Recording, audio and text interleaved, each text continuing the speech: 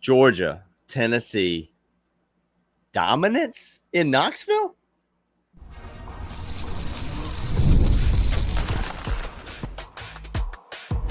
You are Locked On Bulldogs, your daily podcast on the Georgia Bulldogs. Part of the Locked On Podcast Network, your team every day. Welcome back, Locked On Bulldogs, part of Locked On Podcast, family of podcasts, every day, your team, Georgia Bulldogs. Today's episode is brought to you by Mazda. Move and be moved. More on Mazda here in a little bit. He is Daniel. I'm Clint. Together we are Locked right On. now, Clint. There are a lot of things moving in my life, Daniel. A lot of moving parts. There are things everywhere around me are in circulatory motion quite often. We are talking about them. Talk about motion. Talk about movement. Daniel, we got some news to break on this Tennessee game. We got some insights to give you. We're going to give you our official predictions, and then we're going to get into locks, leading you all the way up until Saturday, in which 12 or 3:30, we will be seeing what Neyland has to offer. How loud can you get? It better be earth-shattering. Just a little preview here, because we got some feels on this game. We're going to start there. Get into what if it were to rain, Clint? Let me ask you that. What if it were to rain? And what Saturday? If the grass was not to the standard length that Tennessee fans? If you added rain and grass length into a conversation, Tennessee has been stopped more by grass than it has by any legal code ever produced in the United States before in the history of Vols fans. There are two big enemies: grass length and the Constitution, that are against Tennessee in so many ways. Yes. Nothing inaccurate been said so far. So let's try to keep the streak alive. Let's get into this Georgia-Tennessee game. It's Friday. It's a little later in the week than we normally do this, but we're giving out official picks, official predictions of what's going to happen. If you recall earlier in the week, we were both a bit pessimistic, a bit skeptical. It was a little bit bubble guts, if you will, Daniel. Hey, listen, I've still got them. I just want you to know that the bubble guts are still there. Yeah, they're still real. Yeah, but I did a little bit of digging. Okay, no, we went minor hat on this. We went UTEP. Okay. Full disclosure: it did not take a lot of research. Here's what my research immediately gleaned to me. Are you ready, Clint? I am. Syracuse is really bad. Okay. That is point one. Have you ever seen a college football program do gassers after a home game because the coach was so mad of your performance? Syracuse is not a good football team. And the reason that comes into play is because lo and behold, Tennessee, they scored 70-plus points against East Tennessee State last week. I don't know if you know that. But the dregs of the FCS. I was told. The week one matchup was against Syracuse. Syracuse went on in week two to play a home game against the mighty UConn Huskies. Dan Hurley came out and coached the UConn Huskies against the Jim Boeheim and the Syracuse. We know that that's not the coaching staff. We get it. The mighty UConn Huskies, not basketball team, but football team, played against Syracuse. Syracuse put up the same number of points against UConn at home as they did against Tennessee on a neutral site. It's true. They rushed for almost 3 times as many yards against Tennessee as they did against UConn at home. Tennessee's run defense, Clint, is outside the top 100 in success rate in the NCAA. Now, really quick, this is important because I was told that actually Tennessee's defense looks more like Georgia's defense than Georgia's defense currently does. You've been listening to a bunch of dumb idiots then. Yeah, because it's the national media, so yes. That is correct. Tennessee run defense outside the top 100 in success rate in the NCAA. Oh, by the way, both their starting corners are still out. No, they're not. Now, the 2 corners that have been playing the first 2 weeks of the season have looked fine against Syracuse and East Tennessee State. And it's likely because Syracuse kept all their top talent on offense in-house and they didn't transfer out, Daniel. Again, my research yielded one major finding, and that was Syracuse, probably the worst Power 5 team in the FBS at this moment. Really bad football team. So, Tennessee, I think, has got some vulnerabilities on the defensive side in particular. Now, you look at the offense, Joey Aguilar's looked good, but you look at the way that he's looked good. They're not throwing the ball downfield. A lot of talk about Gunnar Stockton not being able to throw the ball downfield. Joey Aguilar also not throwing the ball downfield. It's a lot of screens. It's a lot of slants. It's a lot of RPO stuff. You're not getting these typical Josh Heupel super wide splits. No. You know, run, deep ball, run, deep ball. That's the Josh Heupel offense, typically.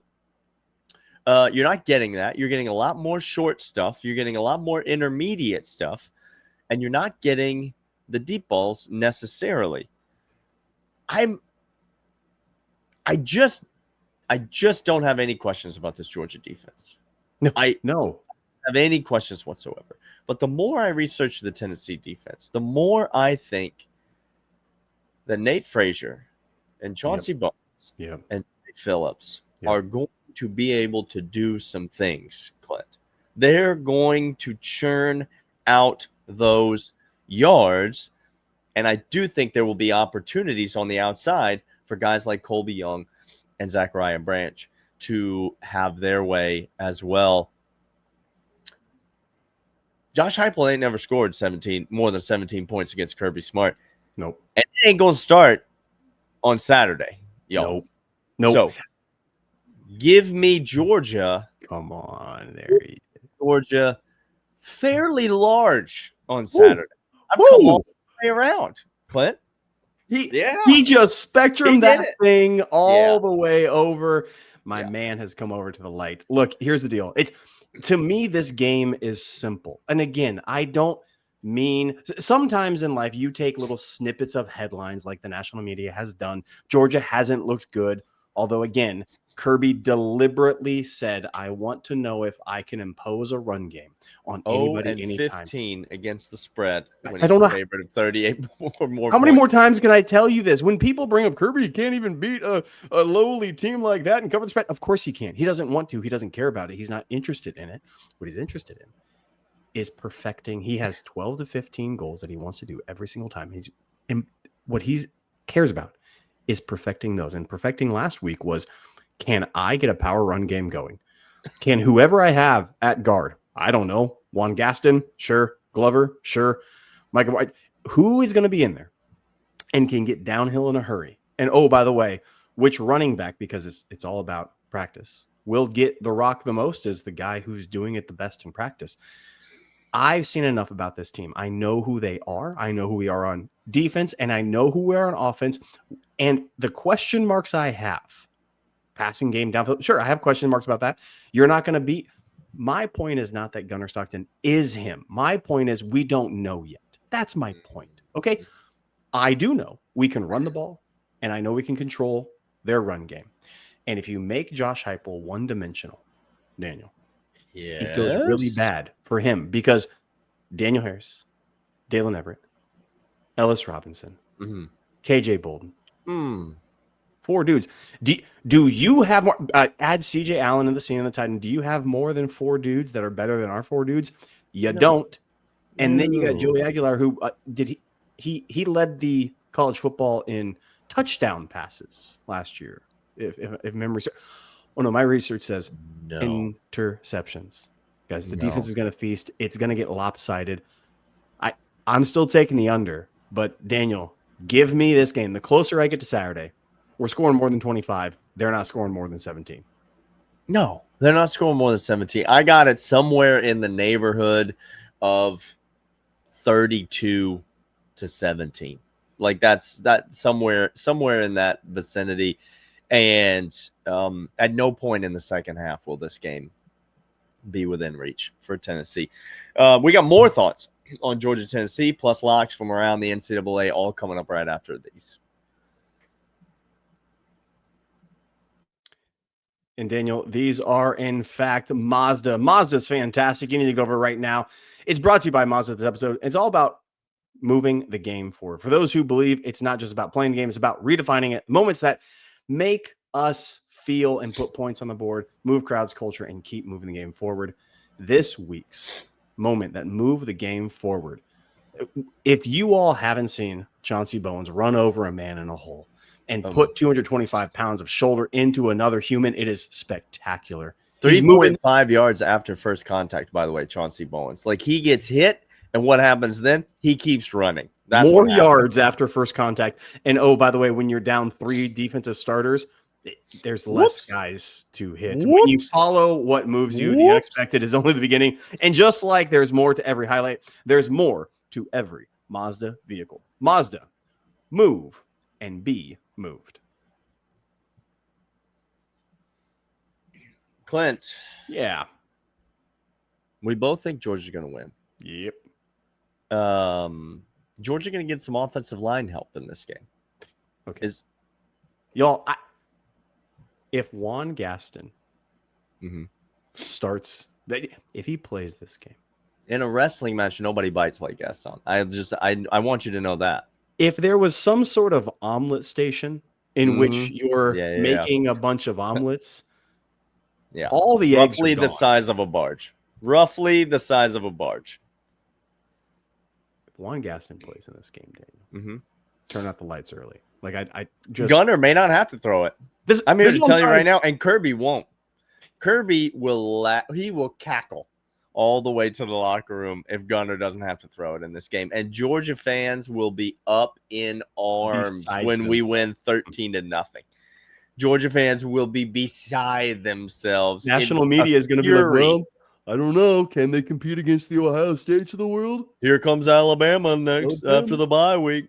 Yeah, come on. Lock up the under. Lock up Georgia covering. Lock up Georgia winning. Daniel, we have more. This is an exciting Saturday, nonetheless. There's a slate. There's a slate on Saturday Daniel, now. Where do you want to go? Do you want to start early? Where do you want to start early? I want to start early. I do too. Sometimes when everyone zigs, Clint, you have to zag. I don't want to make this bet, Clint. I don't like making this bet. He does, but I'm going to lay 3.5 with the Clemson Tigers on Saturday because I'll be danged if I'm going to come out here and bet on Georgia Tech with every dang person lining up at the window. This line started at 7.5 points, Clint, and it has matriculated all the way down. Hold on. So a team that showed out in their previous game against an inferior opponent takes a team that didn't show out so well. The line went from big over 7 down to close to 3. Where have I heard this before? Oh, yeah. So I'm gonna lay them with the Clemson Tigers. Look, I know, I get they lost to LSU, and maybe more on that later, but they didn't look good last week against Troy. They looked downright abysmal last week against Troy. I do think there's too much talent.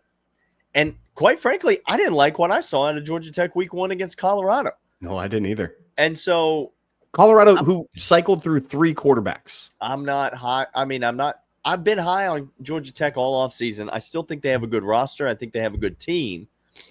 But Clemson's way too talented to only be laying 3.5 points here. So I'm going to lay them with the Tigers. I was trying to bait my boy into it. Didn't need to bait him because he was already there. We're in unison on this one. Clemson is going to cover this spread. Yeah, I like that a lot.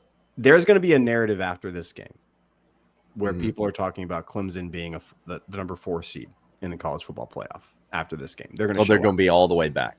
They're going to flex on this game. Daniel, an unranked Georgia Tech team is a flex for Clemson now. Ooh, I hate to see it. Let that wash over. You hate to see it. Daniel, are we going to bypass the other early slate, Alabama, Wisconsin? Are we just going to bypass that one? We're going to stop and do a little cover town over there. Look, tell me where you're thinking because I got to lean. And if you talk me into it, or if you bait me into a fight, I might be willing to jump on board. But tell me what you're thinking. Here's what I'm thinking. Alabama's at home. Last year, I took Wisconsin to cover the spread last year. You did. How'd that go for you? Not well. Okay. No, it didn't go great. Alabama got a bye next week. Got a bye next week. Y'all, Alabama is going to crush Wisconsin. The fighting Fickles ain't it. Like, I don't know how much more to tell you. Luke Fickell made a giant, massive, huge mistake getting outside of Cincinnati. Alabama, they might be more focused. They might be, but this comes down to talent, and this comes down to getting right and actually Kalen DeBoer getting his head from where it stands between his legs, looking up and seeing what he has to do. I think the noise around the program is just radio noise. It's just fluff all the way around. I think Alabama covers this. It's 21 right now. I think they cover it. I don't think Wisconsin scores over 10 in this game, Daniel. I like the under in this game. It's 45.5. I like the under. I'm just going to get out ahead of this. We got 3 weeks. Yeah. Really 2 full weeks until the Alabama game. I'd like to get out ahead now. So clip this, do whatever it is that you need to do to get it out there. This is why we do the podcast, people. Ryan Williams ain't it. Flat out. Full stop. Play the apology He's music. not that dude. I was fooled into it. I'm sorry. He's not that guy. He's not. Alabama, without Jam Miller, doesn't have, wait for it, any offensive weapons. None. They have none. The other backs in this Alabama backfield are terrible. They don't look good. They're bad. The quarterback, I think we know what we're getting out of him. Okay. I think so. And Ryan Williams categorically ain't it. He's not it. One circus catch against Georgia last year, but he is the biggest disappearing act in all of college football on a down in and down out basis. I actually think Wisconsin's got a decent defense, so I like the under, but I'm going to take Wisconsin on the points, 21.5. Give them to me. Look at I think it's too many daggone points because I hate Alabama's offense, and I like Wisconsin's defense. I don't think Wisconsin's going to score any points either. No. But Florida State sure did, so maybe Wisconsin will find a way. It's going to be a late. If I'm right, this is a late cover. Like, this is a late cover. Okay, just if I'm right, this score might be 17-3, and there's no there's not a moment when I'm not covered in this game. I will say in this game also, I am betting the under as well, 100%. Yeah. Daniel, one more before we go to break, or you want to go? No, we got a couple more. We'll come back after break. We'll hit them then. But we'll let you know our friends over at Drip Drop. Daniel, do you ever have times in your life in which you're thinking to yourself, I need more fluids into my life? My routine, my hydration, it's just not up to par. Sometimes, do you have that? Sometimes that does come into play. A lot of moving parts, as we discussed earlier, and hydration is key. Drip Drop is doctor developed and scientifically proven for fast hydration. It uses the perfect balance of sodium, electrolytes, and glucose to help your body absorb fluids quickly. 3 times the amount of electrolytes, half the sugar as a leading sports drink. It's absolutely fantastic. I always keep a few packets in my backpack. It saved me on more than one occasion throughout the day. Right now, Drip Drop is offering Locked On listeners 20% off your first order. Just head to dripdrop.com. Use promo code LOCKEDONCollege. That's dripdrop.com. Promo code LOCKEDONCollege, 20% off. Stock up now before the heat hits hard. But that's not it, Daniel. Oh, that's not all. No. We have. We should probably tell them about DoorDash. We should probably tell them about DoorDash. DoorDash is fantastic. Keep the streak alive. DoorDash is great, and you need to get over there right now. Just like Georgia's going to keep the streak alive of not letting Josh Heupel score more than 17 points and breaking up their, we've only lost 5 games in the last 6 years. Guess what? That a streak?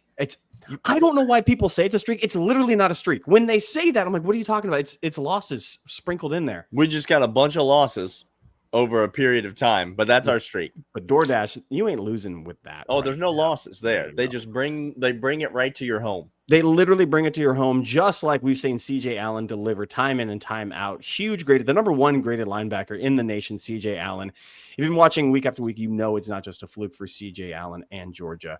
Just like CJ, DoorDash delivers your Saturdays with DoorDash streaks. Every Saturday you order, stock up all season. $250 could be yours, including $100 in DoorDash credits. Order this Saturday. Keep the streak alive. Fuel your game day only with DoorDash. Terms apply. Promo period through 11/18. You mentioned CJ Allen in the ad read. I hate for you to have to formally apologize later to DoorDash, but I think we did that ad read okay. But anytime CJ Allen's name comes up, Clint does he does begin apologizing and be just like don't single me out. That is a thing. Okay, that is a you and I thing. You went hard in the paint. Hard in the paint. You're right. Okay. I went way too. Look. We've been accused of many things on this podcast. Mm-hmm. Sometimes moderation is not one of them. Sometimes the feels get. All I need was M-Dubs to bring me a bottle of water. All we needed. Could he do it? No. Nope. Couldn't be bothered. That's on him. Well, when you're lazy and you don't do work, that's what happens. That's correct. Let's continue. Got a couple more, Clint. Yeah, got a couple more. Can I interest you? I'm sure you can. I got the FanDuel app open right now. Can I interest you in a matchup of all of a sudden 2 playoff caliber Florida teams playing each other? South Florida coming on down to Hard Rock Stadium in Miami. By the way, did a little traveling this past week, Clint. I didn't know if you know that, but did a little I'm very aware that you was in an elevator with a guy in a Miami hat. I said, hey, big win to start the season. Congratulations on that. I like to be cordial. I didn't mention Carson Beck and what he can expect moving forward. I didn't feel the need. It's not needed. I said big win to start the season. And he said, yeah, we got a couple, tough games coming up, though. Got South Florida coming up. Of course, they play Florida today, so they'll probably get blown out. And I said, I don't know. I think South Florida might hang against Florida. And he laughed at me in the elevator. Yeah. Wish I could have gone back and found him after that. So. Wish you could have just made the eye contact, like the the aggressive eye contact that the Alabama fan and I had at the national championship game. No words need to be spoken. Let's just 17.5 points is what I'm looking at right now, Clint, for the South Florida Bulls and your Carson Beck-led Mario Cristobal Miami Hurricanes. I'm going to say this. This is not me hating. This is me having eyeballs. Carson Beck is a good quarterback. Let me start by saying absolutely. Yeah. Okay. Carson Beck got bailed out by Tony being an all-speedy, all-class wide receiver for Miami. And that catch should have been a pick if Notre Dame's safety knows how to go up and get a ball. Okay? So both things are true at the same time. South Florida, I know we could talk about their offense. We could talk about their quarterback running. This just in, their defense, Daniel, is pretty dang good. They're salty. They're salty. They're opportunistic. And we know a guy who puts the ball up. Again, you live and die by Carson Beck. Give me the points. I'm taking them all day. I'm writing USF. Give the points to me. I'm taking them. This feels like a trap. It does. That's too many points. It's too many points. This is a team that's got 2 ranked wins on the season. South Florida. Vegas, South Florida is going to wheels up coast into the college football playoff from here, right? There's no group of 5 team that has a harder non-conference schedule than they do. They played Boise, Florida, and Miami in the non-conference. And they got 2 of those already taken care of. Yeah. So they lose this game. They are still coasting into the college football playoff. I don't think they're going to beat Miami. It's a lot of points. I'm staying away. I cannot lay them. With Mario Cristobal and a big number, pass. That's a hard pass for me. I'm going to stay in the speaking of Florida, though. Yeah. Let's talk about Florida. Okay? Because big night game in Death Valley. LSU Tiger. Go Tiger. Florida comes in. Florida licking its wounds a little bit. Don't know if you heard this, Clint. They lost to South Florida last week. DJ Lagway's still the best quarterback in the SEC, from what I'm told. I've been told by everybody. Everyone who can evaluate talent would look at this Florida roster and say, college football playoff caliber roster. By the way, Anthony Richardson still leading the Colts to their... He can throw it from his knees 80 yards, Clint. Daniel Jones has replaced you. Just let that sink in. Argue with a wall. He throws it from his knees. Cool. Listen. Clemson might be bad.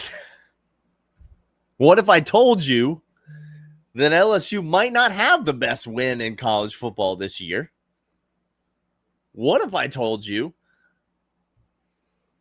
that a team stubs their toe, a line moves the other way, and then Florida gets a couple pieces back on the defensive line returning from injury this week? What if I told you Brian Kelly's coaching in a big game? Oh, no. I'm taking Florida in the points, Clint. Give me Florida and 7.5. 7.5 points over a touchdown. I don't care that it's a road game. I think DJ Lagway is going to bounce back. I think Florida has talent, and I think they're getting healthier. I'm taking Florida in the points. This is wild to me, Daniel. Yeah. So this game, Vegas is calling this game like 2026. That's what they're calling this game. That's where the under and the points are like 19-27, somewhere in there, right? Yeah. That seems like a weird number for me for this game to be. It just, that doesn't seem what this game should be. It is night. It is LSU. That's what people are betting against. And I think people are overestimating what this Florida team's strength is. It is the defense. That defense is not for a sure. slouch. And they're very strong. And they're getting stronger. And this just in, they got to prove something now. This is kind of like a little Auburn type feel to me. Auburn's proven something to people, and everybody's their darling now, apparently, which they're on you. Favored against Georgia. They're going to be. So take Oklahoma. If you're going to pick a team like that, take Oklahoma above Auburn. I trust the coach more. I trust the players. Anyway, you can get that right now. This 46.5 points feels odd to me. It feels. That's the trap for me. You're a brave man. I can't follow you into that swamp, that murky mess. Taking those That's points. wild. All right, where are you going next? I got one more. Okay. Where you want to go? You got one more? Look, here's the deal. I don't know what has happened to Notre Dame. Uh-oh. I don't big know. Game. It's a big game. A&M. Notre Dame going to start the season 0-2? 2-0, Texas A&M. Who's looked competent. I said they're a playoff team before the season began. I still am holding that.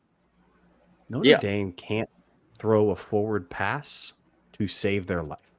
No. And he's Jeremiah not the same. Love had like 8 carries. What are you in that doing? game against Miami, Clint? What are we doing? He's the best running back in the nation. What are you doing? What are we doing? I don't get it. Well, you're going to see what happens this Saturday, Daniel, because Notre Dame going to come out and they're going to control the clock against A&M. It's up in South Bend. It's 6.5 points. The hook kind of scares me. Under the 7, I am taking Notre Dame and I'm giving the points away. Doesn't scare me. I think A&M still continues to do the playoff, but Notre Dame's winning this game and winning it convincingly. I think this is the get-right game for them. Okay. I saved my best one for the end. It's another SEC matchup. This is a good one, by the way. Sneaky good game. Oh, not sneaky good. This is a great game. Vandy, South Carolina. Yeah, people are sleeping on this game. Wrong team favored, Clint. We got a wrong team favored situation here. Whoop. Vandy's a better team. Would you like some evidence? I would. What if I told you they shared a common Power 4 opponent this year? You would get my attention. We've only played 2 games. And Virginia Tech's 2 games have been against South Carolina and Vanderbilt. South Carolina on a neutral site, they played dead even. South Carolina punt return touchdown for the win. That's the difference in the game. Vandy went to Blacksburg and kicked the absolute crap out of Virginia Tech. Straight down their sinus. Like it was a cave-in of the face. Yeah, Diego Pavia got all he wanted and was still hungry after the game. Correct. So we've got that shared common opponent. What if I told you that South Carolina State, or some nonsense word, outgained South Carolina last week? Had more yards per play than South Carolina did in the game. Oh, no. No. They outgained them. Lenore Sellers looked bad against South Carolina State last week. All right. The wrong team is favored. I get that it's in Columbia. I'll give you 2-3 points for that. Great. But I'm catching 3.5. I'm catching 3.5 points with the better team. Yeah. Easy money. Give me Diego Pavia and Vandy. By the way, that common opponent, Virginia Tech, is playing Old Dominion this week, Daniel. Do you want to know how many They may go 0-3. How many points that spread is? 6.5. Virginia Tech is favored by 6.5 to Old Dominion, who holds about 22,000 in a stadium. Just first coach fired. If you had money on for that to be up in Blacksburg, you might be sitting pretty after this weekend. He is Daniel. I'm Clint. Those are the locks. That's our prediction for this Saturday. Come back Saturday after the game. We're going to have all that reaction and mess and more. And either your boys are going to be we're going to be in a full lather. We'll be in a lather no matter what. No matter what. We'll see you guys then. Be well. Talk to you guys then. See ya.